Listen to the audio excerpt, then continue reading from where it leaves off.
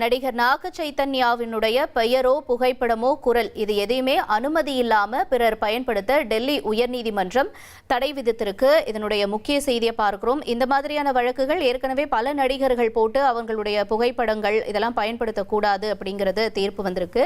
இப்ப அடுத்தபடியா நடிகர் நாக சைத்தன்யாவும் தன்னுடைய பெயர் புகைப்படங்களை பயன்படுத்தக்கூடாது அப்படின்னு சொல்லியிருக்காரு. இதனுடைய உத்தரவும் தற்பொழுது வெளியாக இருக்கு. விவரங்களோட செய்தியாளர் வெங்கடேசனும் இணைஞ்சிருக்காரு. வெங்கடேசன், நாக சைத்தன்யா அவருடைய தரப்புல இருந்து கோரப்பட்டது என்ன? தற்போதைய உத்தரவையும் பதிவு செய்யுங்க.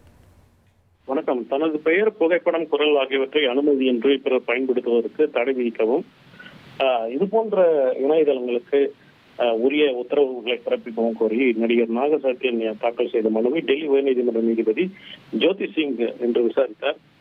நாக சைத்தன்யாவின் சார்பில் ஆஜரான வழக்கறிஞர் ஆபாச இணையதளங்கள் உள்ளிட்டவற்றில் ஏஐ தொழில்நுட்பத்தில் உருவாக்கப்பட்ட மனுதாரர் நாக சைத்தன்யாவின் புகைப்படங்கள் பயன்படுத்தப்படுவதாகவும், போலியான அவதூறு வீடியோக்கள் உருவாக்கப்படுவதாகவும், டிஷர்ட் உள்ளிட்ட வணிகம் சார்ந்த விஷயங்களில் நடிகர் நாக சைத்தன்யாவின் புகைப்படங்கள் இடம்பெறுவதை தடுக்க வேண்டும் என்றும் கோரி வாதிட்டார்.